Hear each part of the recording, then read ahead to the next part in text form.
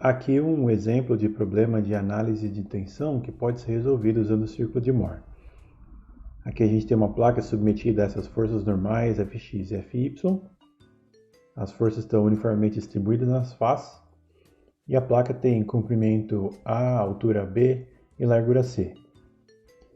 A ideia aqui é que a gente quer construir essa placa por meio de duas metades coladas.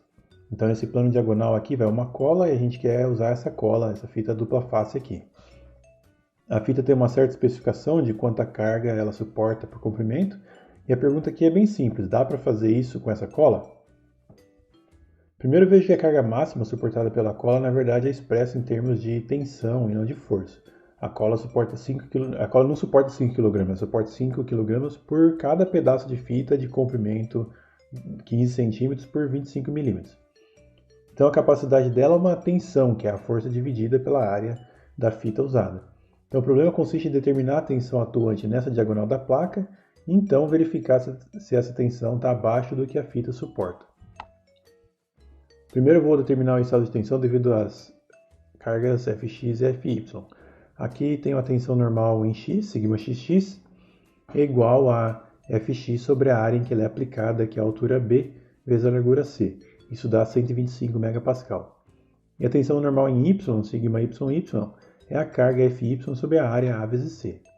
Isso dá uma tensão de compressão de menos 375 MPa, porque a carga Fy é de compressão. Então o estado de tensão na placa é expresso por esse tensor. As tensões desses elementos sigma xy são zero, porque não tem carga esses elementos na placa. E as tensões fora do plano da placa são zero também. Esse problema pode ser expresso como estado plano de tensões. Essas são as tensões expressas na orientação dos eixos coordenados, quer dizer, na direção de xy. Para determinar as tensões na diagonal da placa, eu preciso achar esse ângulo entre esse plano e a diagonal da placa. Aqui só apliquei trigonometria e acho que o alfa é 53,13 graus no sentido anti-horário a partir do plano original. Eu calculo agora o centro e o raio do círculo, x0 igual a sigma xx mais sigma y sobre 2, dá menos 125 MPa, e o raio é raiz de sigma xx menos sigma y sobre 2 ao quadrado mais sigma xy ao quadrado, que dá 250 MPa. Então as tensões principais são sigma 1, que é x0 mais o raio, dá 125 MPa, e sigma 2, que é x0 menos o raio, dá menos 375 MPa. E aqui eu plotei o círculo baseado nessas quantidades. O centro do círculo cai na parte negativa do eixo x, x0 é menos 125 MPa, sigma 1 é positivo e sigma 2 é negativa. Todas as combinações de tensão nessa placa vão cair sobre esse círculo. Primeiro eu preciso localizar o estado original. O estado original tinha tensão normal sigma xx igual a mais 125 MPa e tensão desses elementos igual a zero. Então aqui está o plano original A, em que a tensão normal é 125 MPa e a tensão desse elemento é igual a zero. Isso quer dizer que o plano original A era um plano principal. A tensão normal no estado original era a maior tensão normal naquela placa. Já dava para saber isso só olhando a placa, porque a gente sabe que num plano que a tensão desse elemento é zero, aquele é o plano principal. Aquela é a tensão normal máxima naquele sólido. E depois preciso achar o estado de tensão na diagonal da placa, que vai estar em algum outro ponto sobre esse círculo. Eu tinha achado que na placa física o ângulo entre o plano A e a diagonal era alfa igual a 53,13 graus no sentido anti-horário. Então no círculo de Moore, o plano D correspondente à diagonal vai estar num ângulo 2α igual a 106,26 graus no sentido horário. O estado de tensão na diagonal da placa vai estar em algum lugar aqui. Uma vez colocado sobre o círculo de Moore, a determinação das tensões nesse ponto é puramente geometria. Você pode usar a forma que achar mais fácil. O que eu fiz aqui foi analisar esse triângulo que tem ângulo interno beta. Eu sei que beta é 2α menos 90 graus, que dá 16,3 graus. Então a tensão normal em D, que é esse valor, é x0 menos o cateto oposto de beta. Isso dá x0 menos R vezes seno de beta, que dá menos 195 MPa.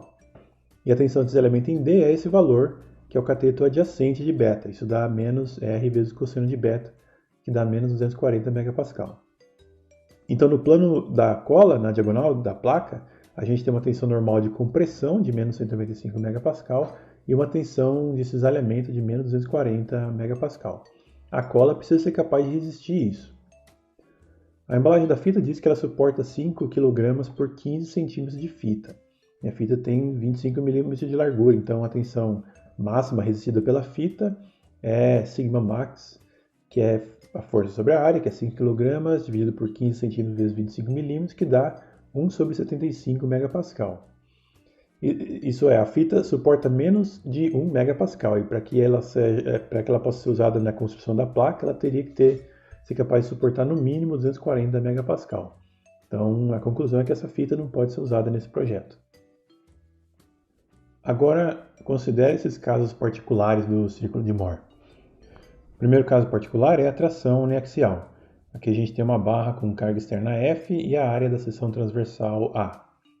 A única tensão que surge na direção dos eixos coordenados é σxx igual a F sobre A. As outras tensões são zero. O estado de tensão na barra fica só isso. A gente pode calcular aqui o centro e o raio do círculo, e o centro cai em meio de σxx e o raio também dá meio de σxx.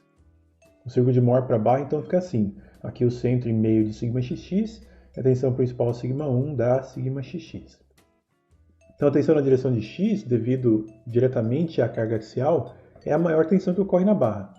Nesse plano, a tensão desse elemento é zero.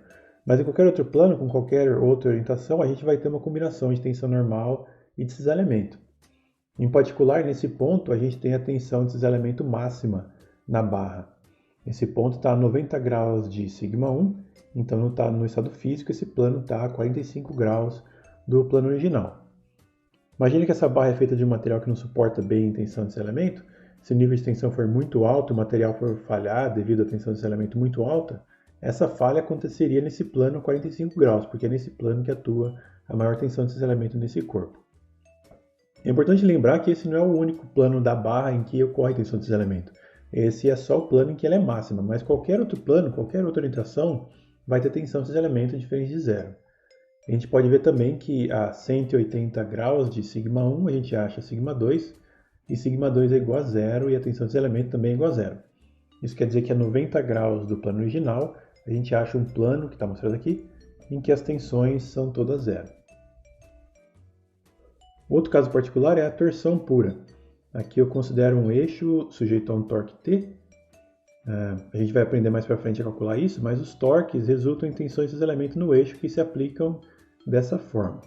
O torque não gera tensões normais na direção dos eixos coordenados. Assim, o estado de tensão fica só com as tensões de cisalhamento. O centro do círculo dá zero, porque as tensões normais são zero, e o raio do círculo fica a raiz de σxy², que dá um módulo de σxy.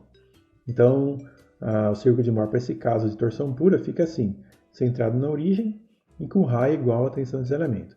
Então aqui está o estado original de tensão, em que a tensão desse elemento é σxy e a tensão normal é zero. E qualquer outra orientação vai conter tensões normais diferentes de zero. Em particular, a gente vê aqui que se eu girar 90 graus em relação ao estado original, eu acho o plano σ1, em que a tensão normal é máxima. Isso quer dizer que no estado físico, a 45 graus do plano original, eu acho um plano em que a tensão normal não é nula, mas é máxima.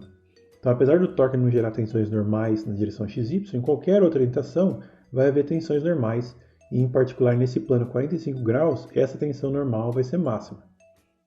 A gente pode fazer a mesma analogia para o caso da barra. Imagine que a gente construiu um eixo com material que não suporta bem tensões normais. Quando o estado de tensão atingir um nível que o material não suporta, ele falharia nesse plano com orientação 45 graus, porque é o plano onde ocorre a máxima tensão normal. E por fim a gente vê aqui que se eu girar 180 graus a partir do estado original, eu chego nesse plano em que a tensão desses elementos é negativa e a tensão normal é zero. Isso também é consistente com a interpretação física, porque se eu girar 90 graus no sentido oposto em relação ao plano original, eu chego num plano em que a tensão desse elemento é negativa e a tensão normal é zero. Materiais, em geral, resistem mal a tensões normais de tração. Todo material tem imperfeições internas, vazios e trinca, e tensões de tração tendem a fazer com que essas trincas ou vazios se propaguem. Isso não quer dizer que materiais não falhem sobre compressão, mas o mecanismo pelo qual eles falham sobre compressão exige cargas bem mais elevadas. Então a gente sempre está procurando formas de evitar tensão positiva em estruturas, ou de incorporar estados de compressão que possam aliviar localmente tensões positivas. Um exemplo é a técnica de concreto protendido, que eu mostrei no começo do vídeo. do capítulo. Concreto é um material excelente, porque é barato e tem uma resistência de compressão excelente, mas o problema é que a resistência à tração do concreto é desprezível. Quando a gente constrói uma viga de concreto, que é uma das aplicações principais de concreto, como uma ponte, por exemplo, você consegue imaginar que devido à flexão da viga, uma porção dela vai estar sob compressão, que não é um problema, porque o concreto resiste bem, e outra parte vai estar sob tração. A gente pode colocar uma armação de aço, porque o aço resiste bem à tração e ajuda o concreto a suportar essas tensões. Isso é o concreto armado. Ou a gente pode ir um passo além, que é o concreto protendido. A ideia é que o concreto é despejado no molde contendo cabos de aço sob tração, e aí quando o concreto se solidifica, a carga de tração é removida dos cabos de aço e eles vão tender a se contrair. Isso incorpora no concreto solidificado um estado residual de compressão. Então aqui na parte de baixo, o estado de tração fica subtraído da compressão residual, de forma que a tração resultante é menor. Você pode clicar nesse vídeo aqui para ver um exemplo de como essa técnica é usada na construção de viga de grande porte para a ponte. Clique com o botão direito do mouse para abrir uma nova aba. Aqui a gente tem um caso extremo dessa ideia do efeito de um estado residual de compressão na resistência de uma estrutura. A gota do príncipe Rupert é simplesmente uma gota de vidro solidificada. A gente derrete o vidro e despeja a gota num balde com água. Aí a camada mais externa da gota resfria e se contrai e submete o interior a um estado de compressão. Aí isso se repete até que toda a gota esteja solidificada. Cada camada subsequente se solidifica submete a estrutura a um estado de compressão. Além disso, esse formato de ovo é um dos formatos mais resistentes para uma estrutura. Você pode clicar nesse vídeo aqui para ver alguns experimentos interessantes com a gota do príncipe Rupert e como que ela é praticamente indestrutível. Pode clicar com o botão direito do mouse para abrir uma nova aba. O estado de tensão é uma grandeza que não dá para visualizar ou medir diretamente. Então, a fotoelasticidade é uma das poucas formas que a gente tem de inferir, mesmo que qualitativamente, como que é a distribuição de tensões em um corpo. A ideia é que uma placa fina, transparente do corpo sujeito a um estado de tensão é colocado entre uma fonte de luz e vários filtros que são instalados para polarizar aquela fonte de luz antes e depois dela atravessar o corpo. O que acontece é que existe uma propriedade da luz atravessando corpos transparentes, que chama birrefringência, que dependendo do estado de tensão no corpo, a luz é refletida ou defletida de formas diferentes. Então, observando essas cores diferentes da luz, a gente pode inferir como é o estado de tensão naquele corpo. Essa técnica é limitada a corpos finos, mas ela dá algumas informações interessantes sobre o estado de tensão.